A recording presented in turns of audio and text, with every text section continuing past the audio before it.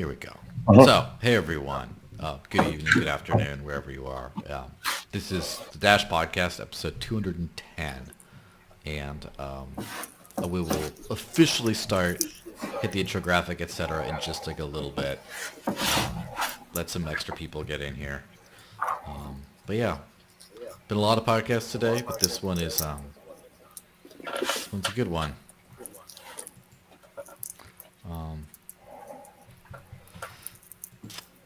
See, we got a bunch of people on Twitter. Twitter tends to be the big one that a lot of people watch, do live shows on. But,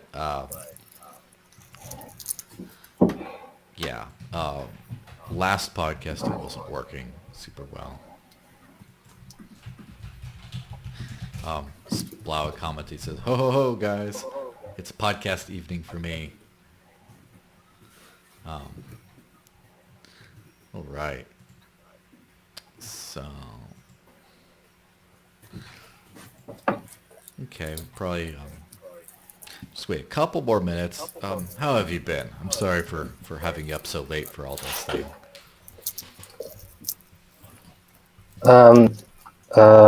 Sorry, could you repeat?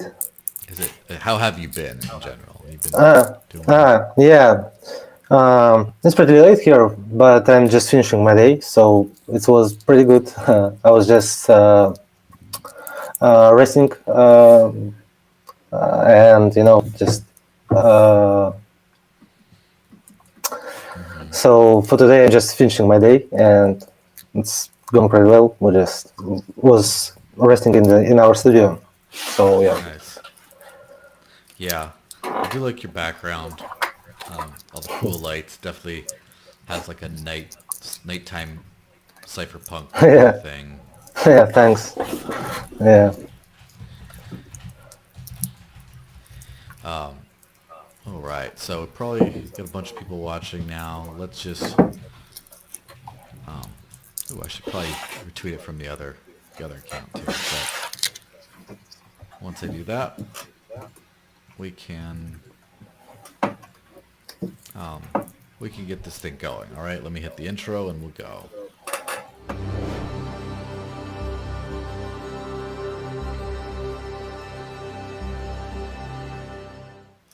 So now, hey everyone, officially welcome to the Dash Podcast number 210.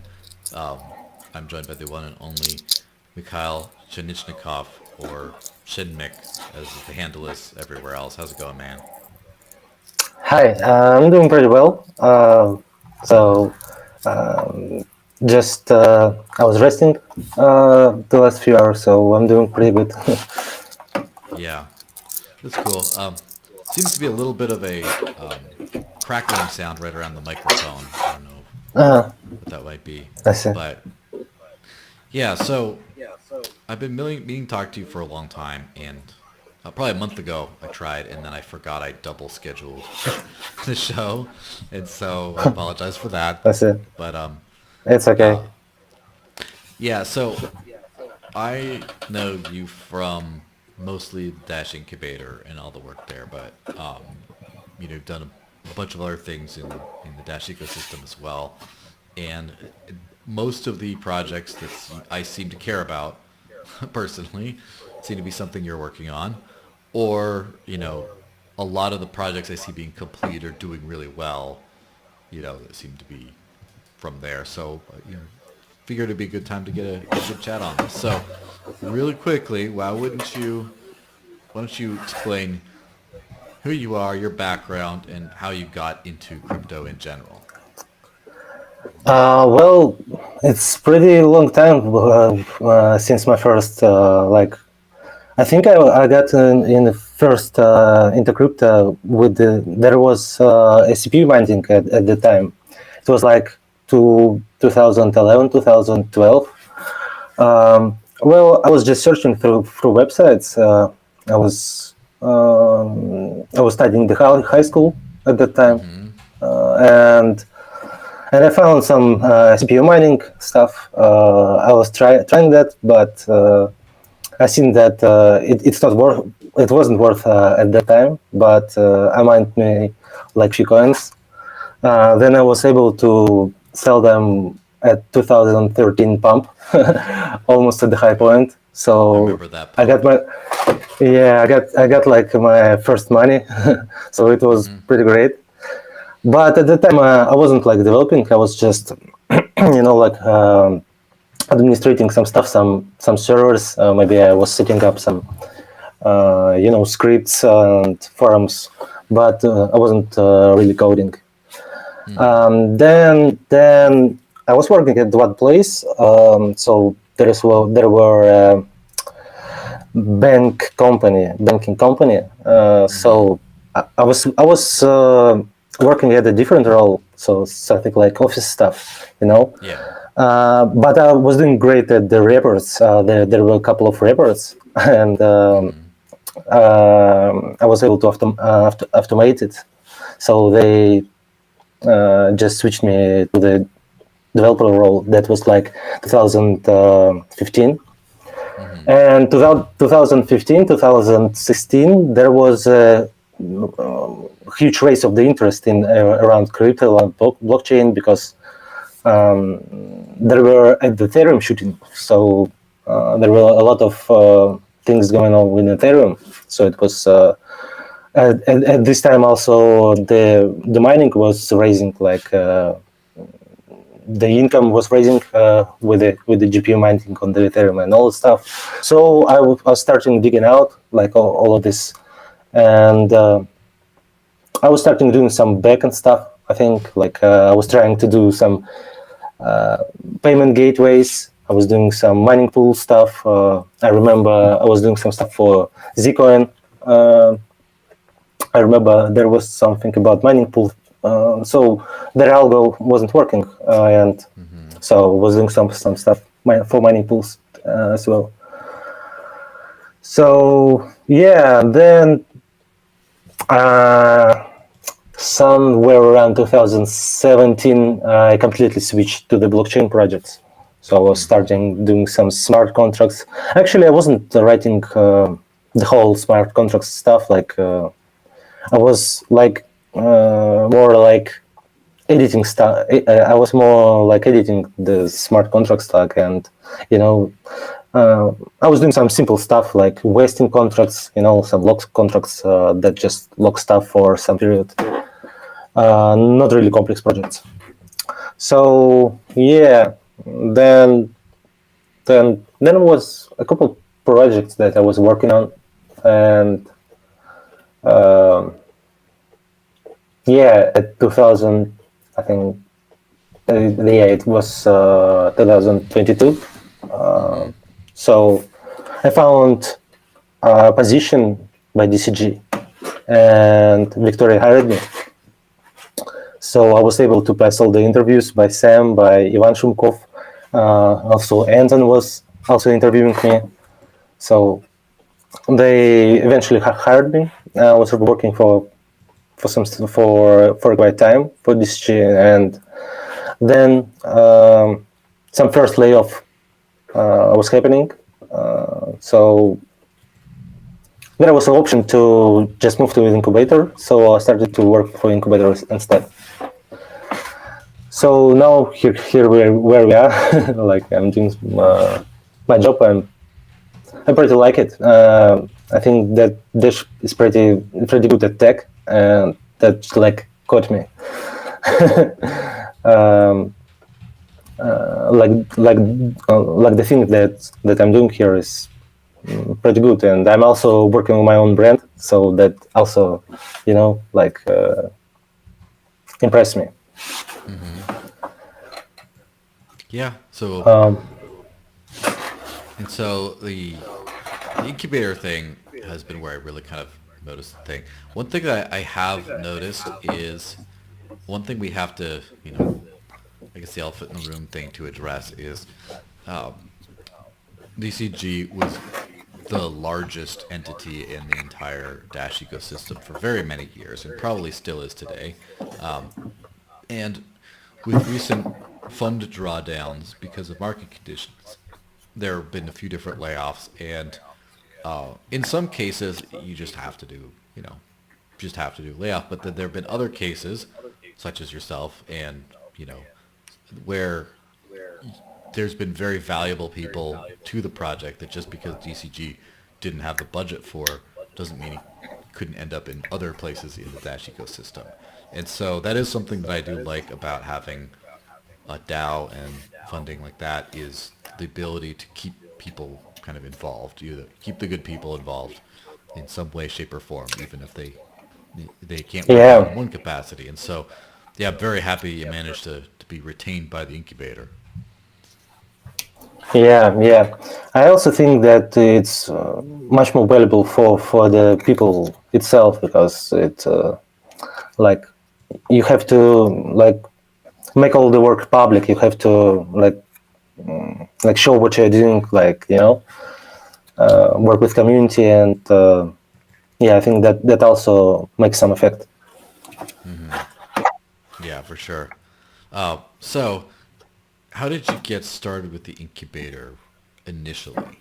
Was it just, did you get actively recruited? Did you see a bounty you wanted to do? How did that turn out? It Or how did was the it transition? was yeah, the transition was hard for me, to be honest, because I was working in the DCGS. I was paid by the hours, and in incubator it's totally the different scheme. Mm-hmm. And I didn't know how all the workflow was working, and it took quite time to understand all the stuff, how all the things is working.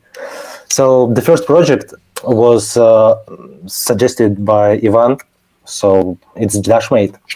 So we started the concept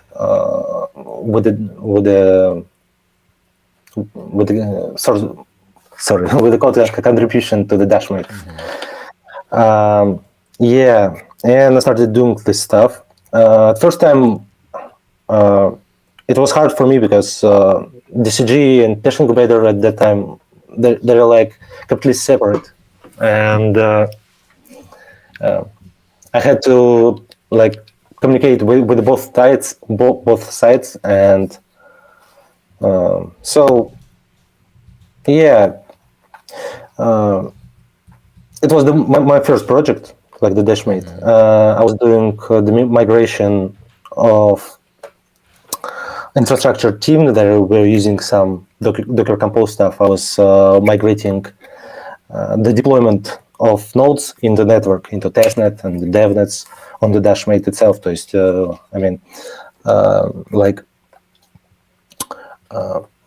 we wanted to integrate Dashmate into our networks so that we will ensure that it's correctly working. Mm-hmm. When people will run their nodes. So yeah. Then after some time, I just understood that working on one project is not like that efficient, or I had to Mm-hmm. take more projects to me. Mm-hmm. So then I remember that you and Ryan and Anypay proposed to make a concept for Mm-hmm. contributing into this project. They needed some help, so the work that was needed was they asking was pretty like fits me. They needed to set up a CI workflows like for continuous deployment of Anypay merged up applications. So previously they were working with some freelance people that were just building the application locally and then sending out the builds in the messengers. But we set up a continuous deployment pipelines via Circle CI that allowed Anypay to release application without Mm-hmm. sharing the keys, just through the CI through merging the code. Yeah. So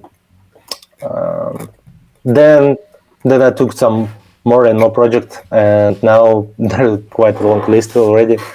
Like, and I think I have ideas for more projects as well. Of course. Well, so let's start with then. When did you start? Uh, when did you decide to become, or what was the process for deciding to become an incubator strategist? Because right now there's a proposal in there under your name that's funded Yeah. about to, so basically you're leading up a lot of development just on your own there. And it's kind of one of the ways the incubator works is sort of through the main basic structure. Other people are basically able to just use the existing infrastructure, but basically start their entirely new initiatives as long as they conform to certain, reporting and task rules and things like that. So, so from just being someone who does a few tasks to someone who is leading a project, what was that project? What was that process like? So the strategists own some concepts, some projects, and they can set up tasks for people for devs. And usually strategists communicate with the developers, and just developers make some tasks or propose some tasks, or task may be proposed from other entity. I don't know, maybe for someone else from the community. And strategist just adds it to the trailer and just assigns a task.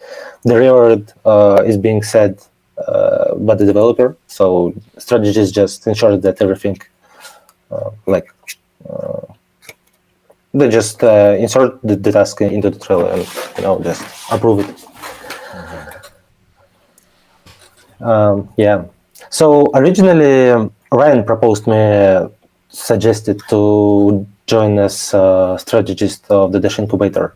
So it was his idea, and that was because I was I had an idea of attending some more developers into Dash Incubator. For example, one of my close friend now also work for Dash Incubator. There, he's doing some stuff for Anypay. He was doing some UI redesign on their checkout page. He also already done some work for the Platform Explorer. So yeah, and it was like so Ryan just proposed me to have my own budget and just handle projects myself, because I have the skills, I have the vision, I have I know things like how it should be working. I know how how the flow should look like. Yeah. Yes, that's how the projects go. And so, moving back to, I guess this list here from the proposal of some of the projects you're working on are Platform Explorer, Dashmate, Anypay, and Electrum. And so, why don't we briefly mention a few of these things? So, like for example, the Platform Explorer, right? Do you mind giving a quick overview of what that is and what the progress is currently? So Platform Explorer is a chain explorer for Dash platform layer 2 chain. So you can see blocks, you can see transactions, you can see decoded transactions, you can see the identities, you can see the data contracts and the documents. You can view the content of the documents and data contract schemas.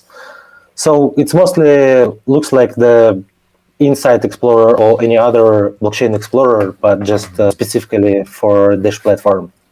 It already has the basic features like it can show the identity balance, it can show the identity transfers, transactions, and it already have a backend API, so other developers, third-party developers can already use that for acquiring stuff on the Dash platform if they need something.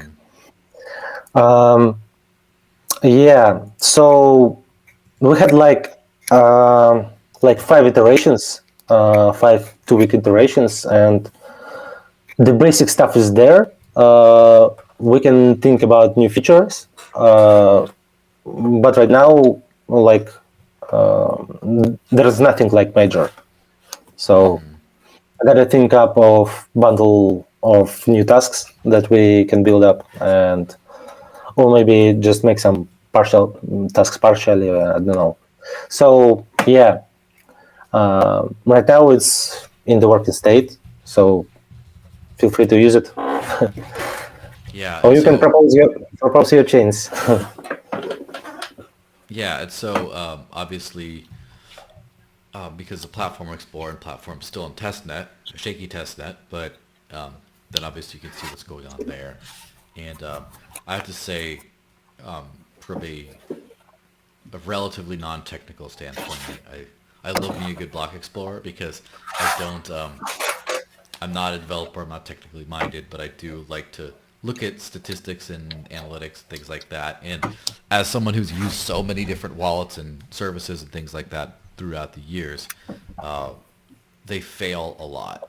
Well, not a lot, but over a 10-year period of using crypto every month, at least if not every week or day, there will be times when a wallet will say it sent and it didn't send, or it will say, it won't say it sent, but then the money won't be there. And then what do? You go to a block explorer because that's the source of truth, kind of. That's for the average Yeah, person who doesn't run in their own node. And so I have a feeling with this is going to be one of the, whenever we do get usernames, this is going to be one of the best tools that I use to show people, hey, look, you see this stuff? It's all here too. It's on the actual Block Explorer. It's not just, yeah, you can find it on the Block Explorer. It's not just some Venmo-like app lying to you saying that you have decentralized data. Yeah, so that's pretty interesting. And so, let me see. I'm going to pull up now the Dashmate repo thing here. So, I'm not super familiar with Dashmate, more or less, but because it's not really an end user kind of product. I don't know too much about it. So why don't you explain what is Dashmate and what's the work you've done on it so far? yeah. The Dashmate is a tool for setting up and running your master nodes. For any master node, you can even run the full node. I can run an EVA node. So it's a software built by DCG, and it is official tool for running EVA nodes. So the DCG will be strictly relying on this tool in production, and it will be the only master node setting up software that will be officially supported. And yeah, I think we are working closely with Ivan Shukov, and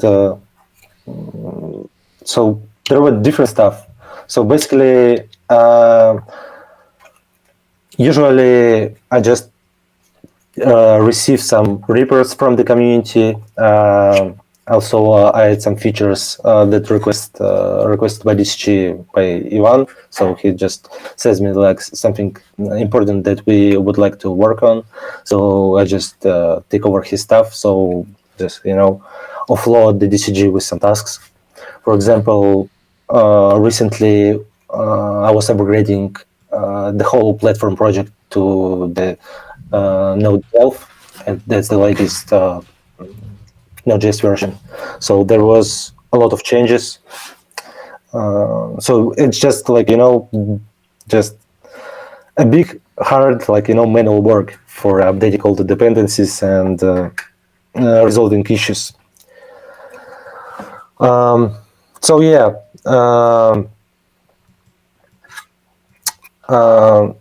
So mostly we're just working together with Ivan and thinking what can we do next. Also, I'm receiving a lot of feedbacks from the community. Like I'm watching the Discord, I'm watching the Dash forums constantly. So I try to react on all of the questions just instantly, like as soon as I can. So I also prepare some hot fixes from the community. Like if something is not working in the community, I just quickly prepare a hot fix and release a new platform version, so they can unblock some people with some stuff. Yeah, well, That's nice. So definitely a crucial part of infrastructure that will definitely work out for, with all, especially all the new node types for infrastructure, Evo nodes, etc. Now let's hit on Anypay, which for I can give some little context to this. So some friends of mine, Derek and Steven, started this thing called Anypay that was originally sort of to be modeled after the original BitPay payment processor, and basically it was their idea was to just have a simple merchant interface so that merchants locally to them could take crypto. And at first there was Bitcoin, then they did Bitcoin Cash and Dash and all that, and then they got really big into Bitcoin SV for a while. But then it turns out that it became very useful and critical for Dash, and then they sort of deprecated support, or they stopped maintaining the front end apps for Anypay, and they just were working on the back end APIs. And so that made it so that it was very difficult for a lot of the local merchants, at least in my area, to use it. And so that's where I kind of put a concept in. And since then, it's been working really pretty well. Like, I've had no complaints. There's a lot of people who've experienced their first crypto purchase for a real service with Anypay thanks to this. So yeah, I'm a big fan. So would you just go over from your perspective what this is and how your work has been on it so far? Yeah. So Anypay, for those who didn't know, like it's a self-custodial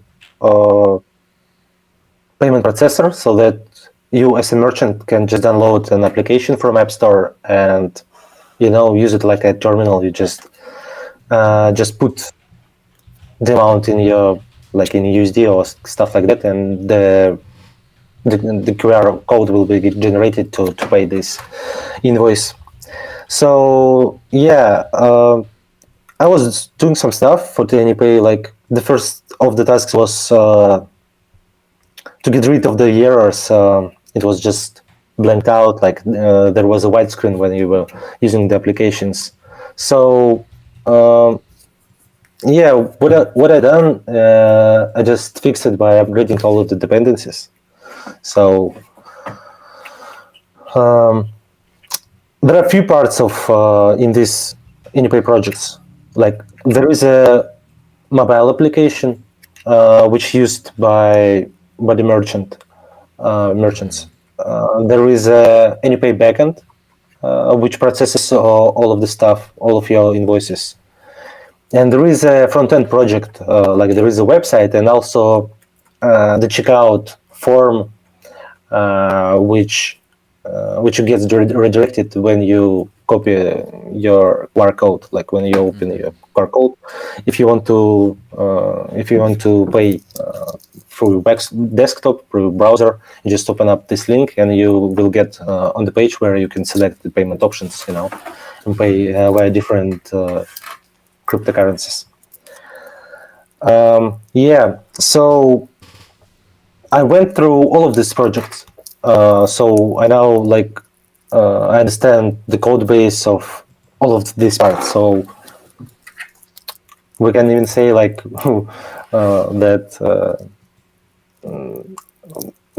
we know all of the stuff that is going. Like if anything will be, if anything is happening in the project, like any type of error, I'm able to debug all of the stuff to the end. So that's pretty good because it allows Dash to rely on this stuff, to have this kind of payment processor available to anyone. Yeah. Has there been any thought of making it more owned by Dash in some way? So, for example, have a little logo that says "Powered by Dash" on it, or Yeah.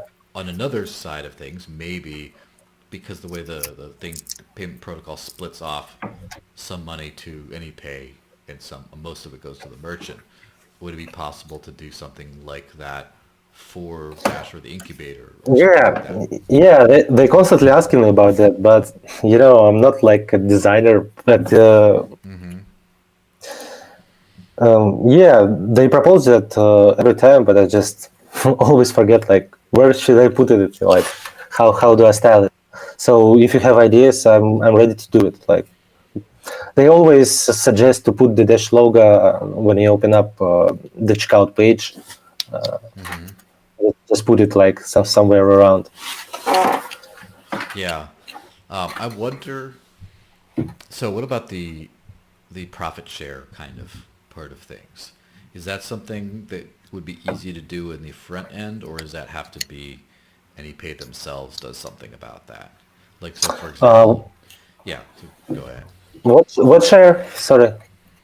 Like, so the way it currently works when you send a payment through Anypay is most of the money goes to the merchant, but you do also pay Anypay themselves with every transaction, right? They get a little piece of that. And so Hmm.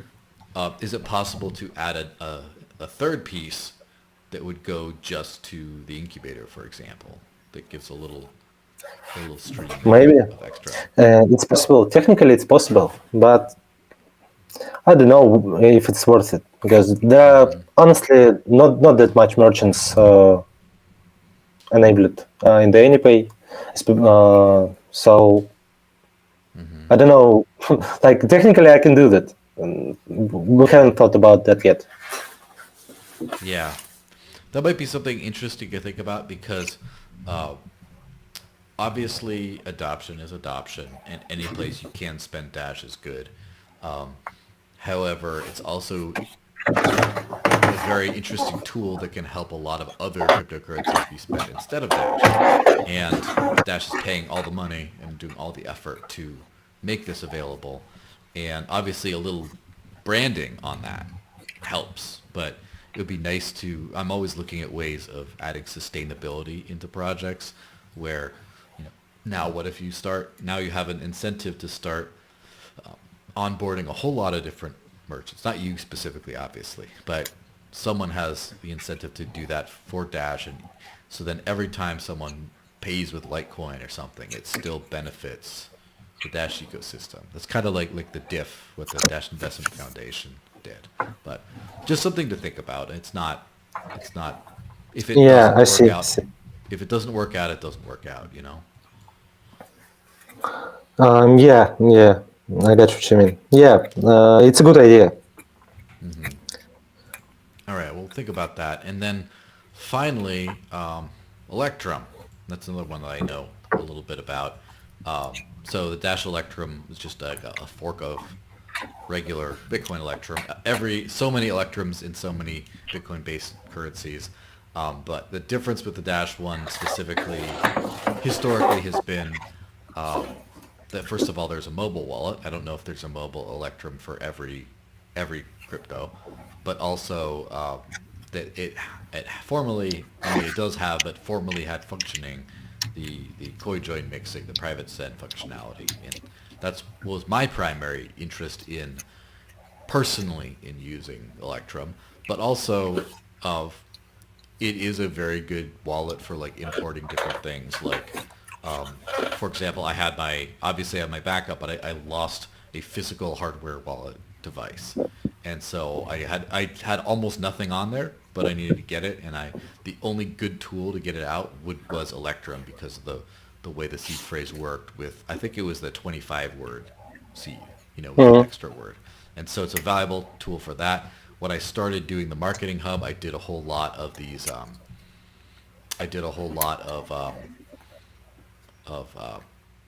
of payments through Electrum because it allowed me to copy and paste all these addresses and then all these amounts and just do one big batch payment. And since doing it with Dash Core now, it's not as good. It still works fine. So, but more importantly, it seems like Electrum infrastructure is very important for a lot of things. And we had an interesting, like the last developer of Electrum had over the years, I think he did a good enough job, but some people said he would charge too much or whatever, and then it was at he ran into some, let's just say he ran into some personal issues which caused the project to not really be able to be funded and work the way it used to. And so the transition period has been tough where There was no one maintaining that. I was freaking out. I'm like, no, no, someone needs to do this. And then no one wanted to do it. And then we finally got Bertrand, which thank you very much, Bertrand, to do some work on this and kind of keep it functioning. And ultimately just didn't have the budget or the availability to be able to really work on this enough to do it. And so now you're doing stuff on it. So would you mind giving a quick overview of Electrum and then the work so far you've done on it? Yeah. Well, I took over the Electrum like a few months ago, maybe 2 months ago. And there are not much work done yet, but we already fixed the Electrum server part for the latest V12 hard fork. So that was the original like thing to do, because I needed to set up the new infrastructure, and the infrastructure wasn't working because the server was missing some details of for V12 hard fork.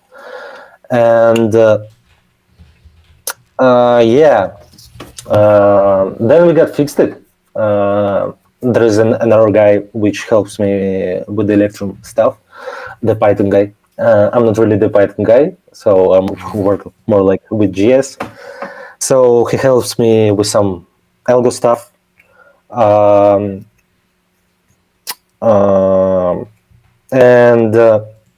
yeah, I was able to set up a new infrastructure because the previous infrastructure was still run by the previous developers. I think there was something around P2 pool or stuff on, whatever. So their software was out of date, and the user couldn't use the Dash Electrum, though the client was working, but the server part wasn't working because it was just simply running out of date. There were new versions of the Dash coming in, and they weren't updating it. So I set up a new infrastructure, got all the servers working, and made a new release of the Electrum, so anyone who downloaded it can just use it straight right away. No need to insert custom servers in the wallet. It will be picked up. So the plans right now is to recover the private send feature. That's the thing that we're working on right now. I also believe there were some changes already around V12 hard fork, but I'm not sure. I need to recheck the server part. But the most major feature that we want to bring back in is the private send. So the thing is, private send is not working because there were some changes in the LLMQ quorums that settle those coin join payments. So I think it won't take like that much to fix it. We just need to focus on it and make it done.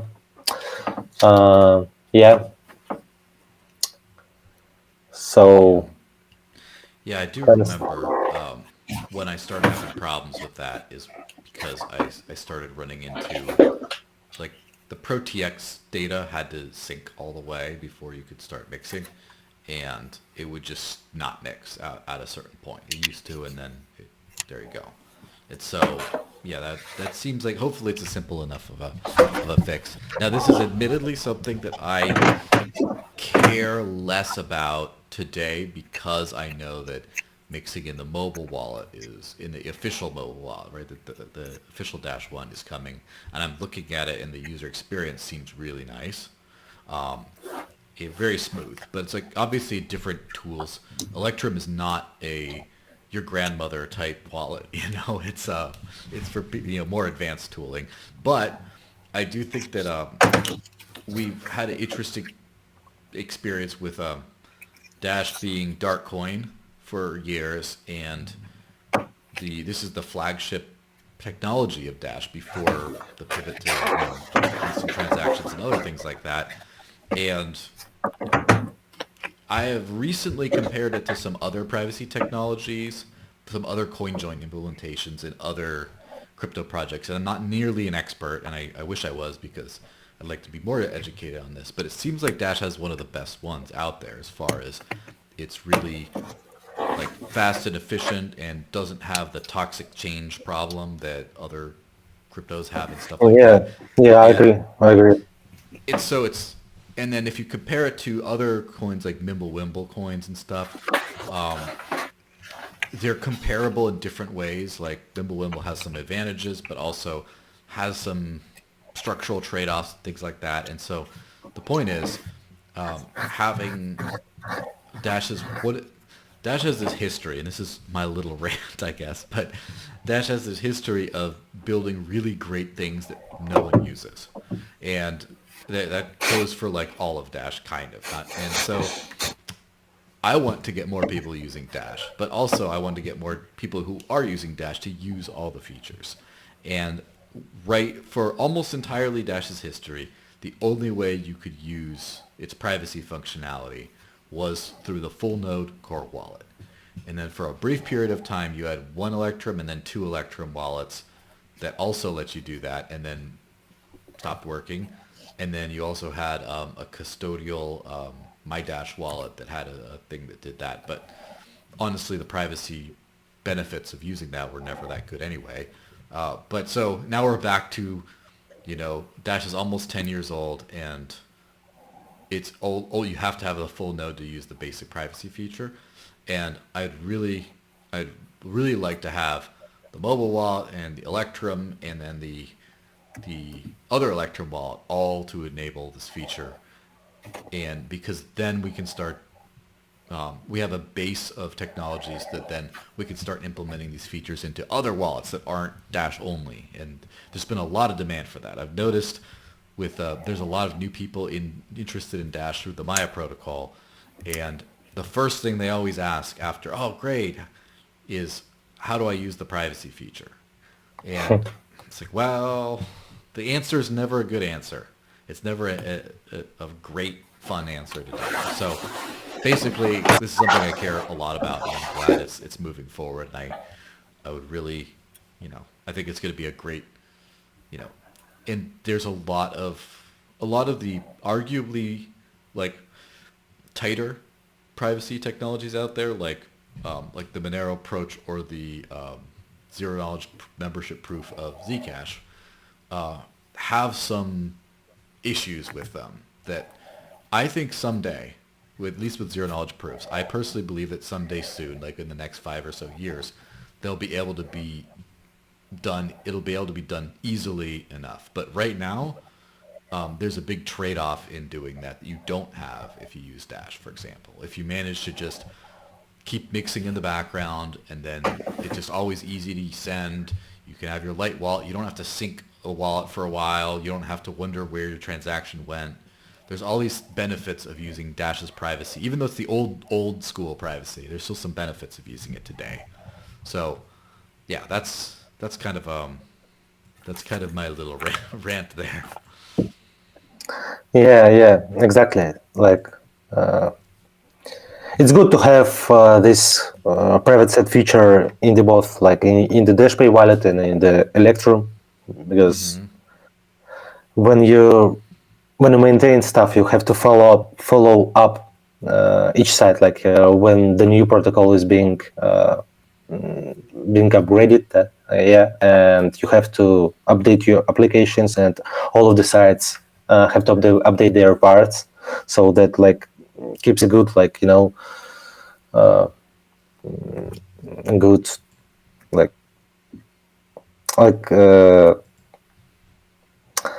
that everyone follows these standards, and eventually we will have the better support in the community. Yeah, absolutely. Because we will have more coders, more devs that know what is going on.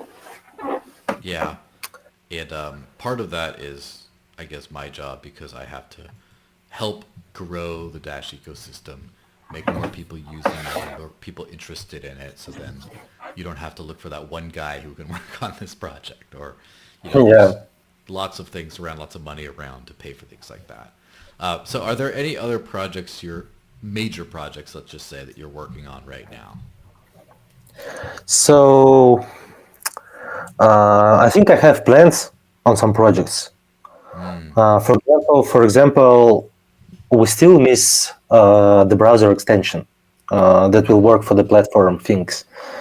Like I know that there is some work is going on with the integration of some providers like Wallet Connect or stuff like that. yeah. This work is being done by Paul from DCG from the research team. But yeah, I'm thinking of a way of doing that, uh, like like having our own extension without relying on some third party like things, Yeah. And we had the chat already about that, and I think this is just make their own way through as I understood. Maybe I'm not quite correct. Sorry. Mm-hmm. So they just want to integrate via some stuff like Wallet Connect to make more adoption that makes sense. Mm-hmm. But I also want to make the stuff that will unblock the current developer from making like for now. If you're developing a dev in the platform, you have to put your own seed into a website that's kind of dumb. Of So course. like when you're visiting the website, like you have to have just an extension that you already have the keys in, or have a mobile or stuff like that. So Mm-hmm. I'm already doing some research in that stuff. How can we do that? Um, Also, there is a demand on the mobile applications. Mm-hmm. So how the platform applications will be working on the mobile environment. Mm-hmm. So Sam had thoughts that Sam from DCG. So he had some thoughts that we might want to make a Gem application in the mobile first. Like they already have WASM DPP, Dash Platform Protocol made in WASM. So they soon should have a Rust SDK bindings that will allow to use all of the platform features on the mobile. So we might want to also look into that too. Yeah. So also I was talking with some Trust Wallet guys about adding instant send support into their wallet because they still require some kind of confirmations for. I think they require like 3 or 6 confirmations to for incoming transactions in your wallet. However, they all instant send now. So yeah, I contacted the dev team, and we're working on that for making it happen. So I think that's a pretty good idea. It's a good thing to have instant send support in the Trust Wallet. Yeah, for sure. That is something that's very interesting because there's two components to those kinds of things. One is developer support, as you were talking about, but the other is business development support, which is something that hopefully I'll be working on soon.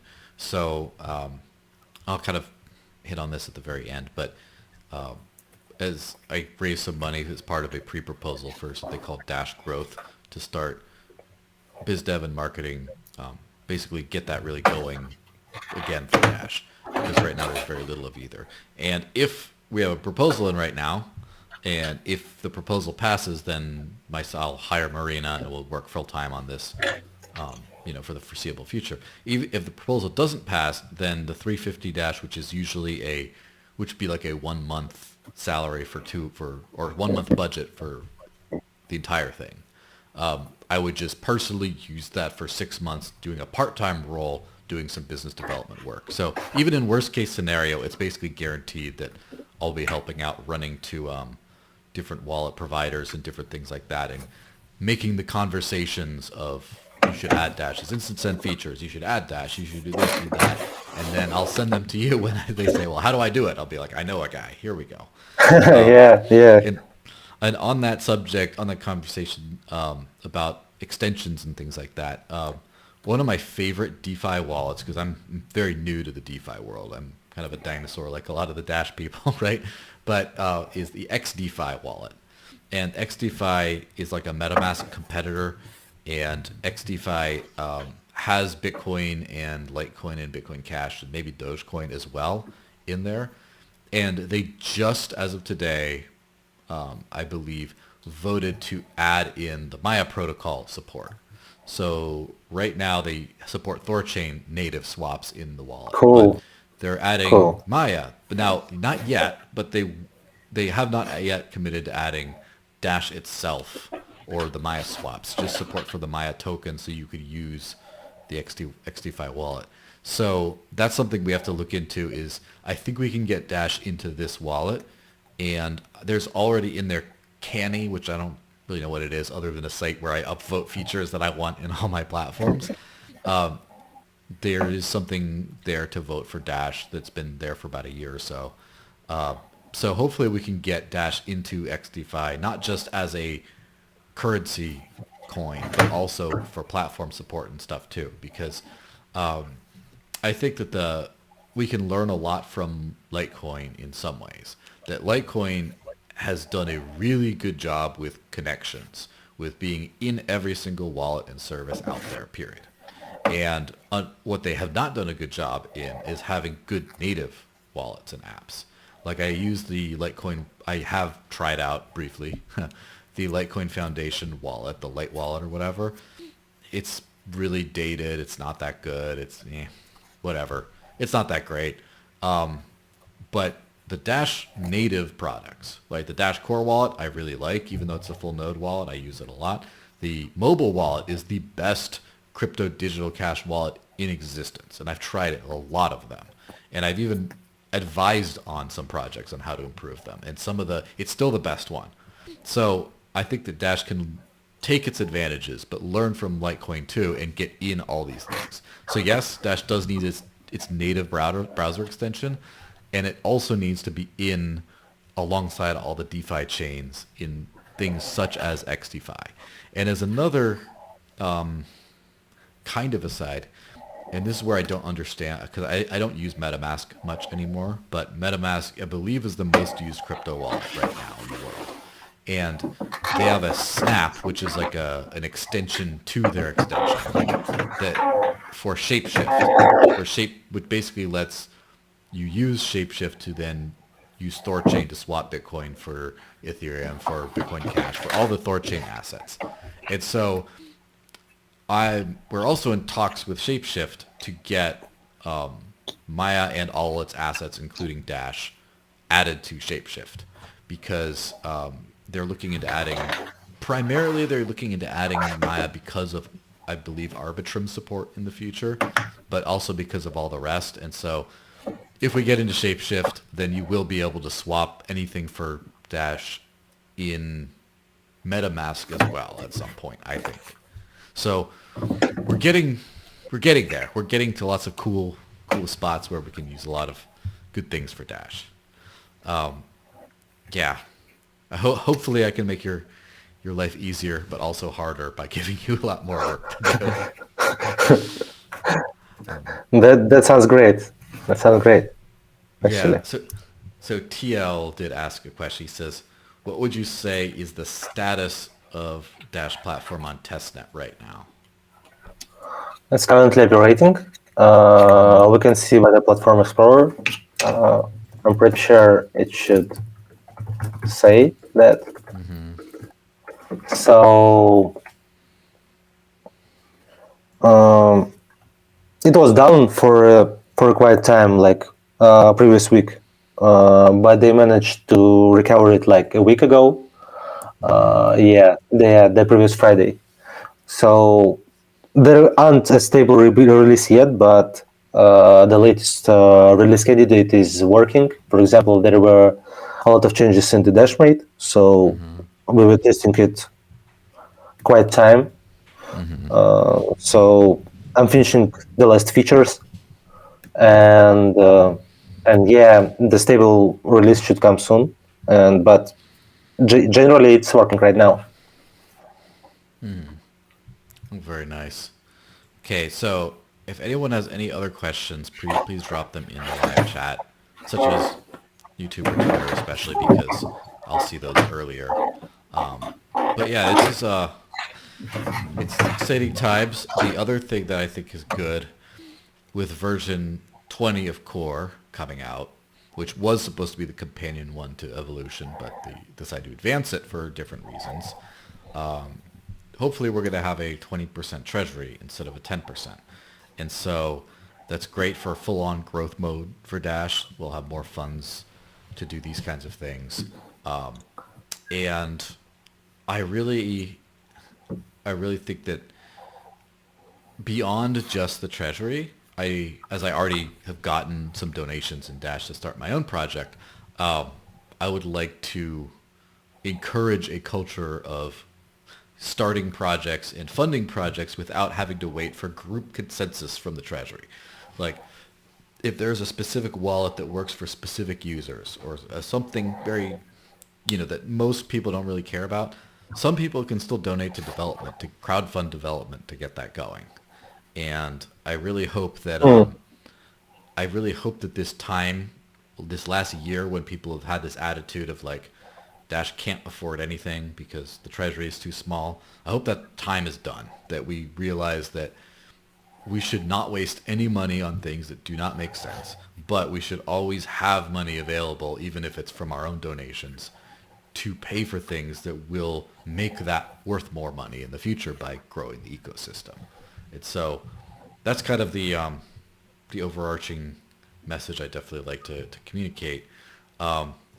Really quick before we wrap up, I'll just reiterate the proposal thing on my end. So I have a proposal in right now called Dash Growth that, as I already mentioned, is to make myself and Marina go full-time and in business development and marketing, specifically growth marketing. And I do believe that we already raised from donations the first month of expenses, and we're just going to the treasury for after that. But I really believe that we have the opportunity to grow Dash a lot in 2024. We have a lot of really cool things that are already out and we're working really well. And I've been studying a lot on growth marketing hacks and things like that, and especially growth on X, Twitter.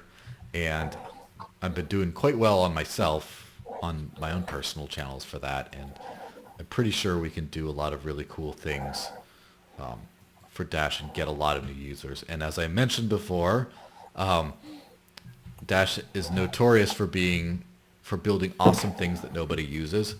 And I definitely want Dash to build more awesome things, but I think it's time to start getting more people to use it. And that's going to be my job, is to try to bring in the users and find a way that we can, or find what works to bring in users and what doesn't work, so that even if it's not me, it's other people, they still know what works. We have information, we have data that says this works, this doesn't work. And then we can throw money and resources and other things at the things that work and then just keep growing. And also to pursue an aggressive business development strategy, just like with Maya and Spritz, which those two have added so much value to the Dash ecosystem. Maya, obviously, so it's becoming very obvious these days, but Spritz for US and now Canada-based users can pay all their bills and live entirely off of Dash with just one app. And so, unfortunately, that's not something that works very well for the Russian world, but I'm sure we'll find other ways to serve the Russian community as well. But yeah, so things are doing really well, I think. They're poised to do really well. Yeah. So, sorry, could you repeat the last part? Sorry, just... About things are doing, we're in a good position to do very well next year, I think. Yeah, exactly. I do think so too. I also would like to make more like content for developers, so I think that should also work for us in a good way. So I made my first video on my YouTube channel. Like it's just for installing a Dashmate on your Ubuntu, but I plan to make more videos, more guides.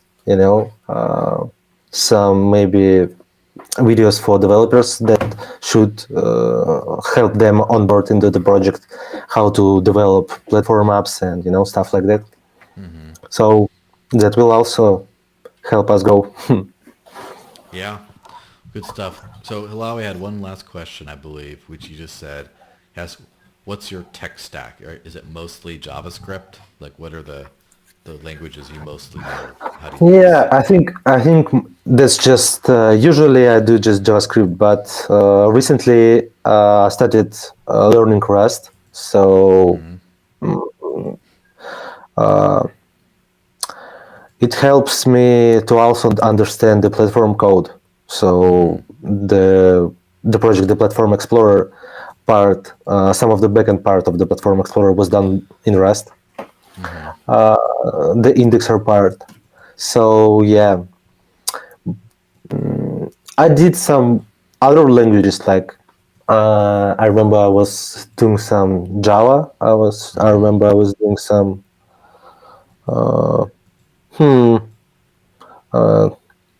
can't quite remember, but I think that's not about the language like what you use. It's more like how you handle stuff. Like I think I can read any code. Just it will just take more time for me to read. You know, Yeah. if I don't know any language.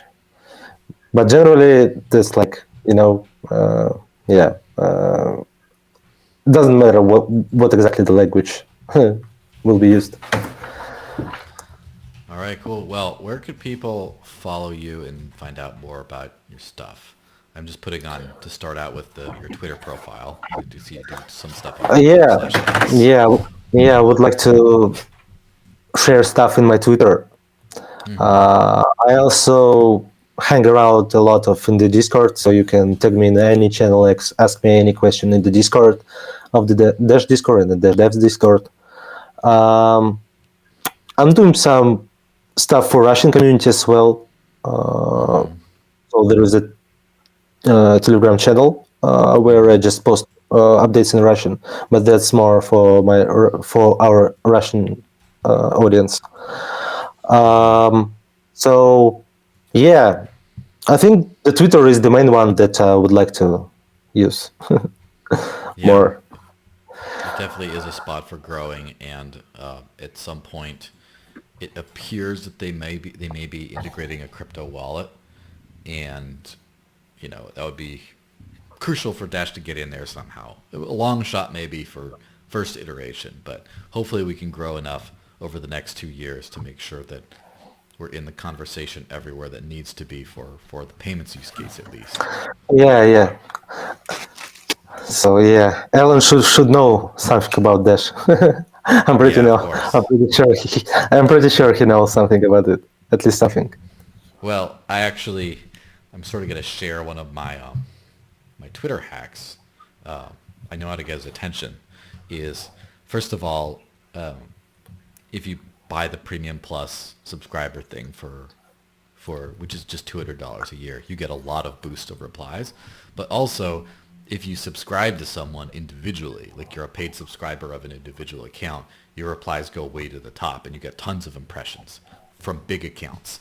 So it should be very easy, like, just buy the $200 a year or whatever thing for the Dash Twitter account, then pay the $5 a month or whatever to subscribe to Elon Musk's personal account, and then just tweet at him about you should look at integrating Dash, the best crypto, and he will probably see that. It's a very high likelihood he will see that. And so that's how we get his attention and get in there. That's the game. I figured it out. So that's one of the many tricks that we're going to be using to grow everything. So, all right, guys, everyone, thanks for watching. Thanks, Mikhail, for staying up so late. It's got to be, midnight your time or something like that. Something crazy. Yeah, it's pretty late. So I'll let you get on to bed and on with your weekend. Everyone, thanks for watching. Thanks for, we're going to hopefully have an interesting Dash podcast next month, but I'll wait for that to happen. So All right, guys. Everyone, thanks. Bye bye. Have a good weekend. See you around. Stay dashy. Cheers.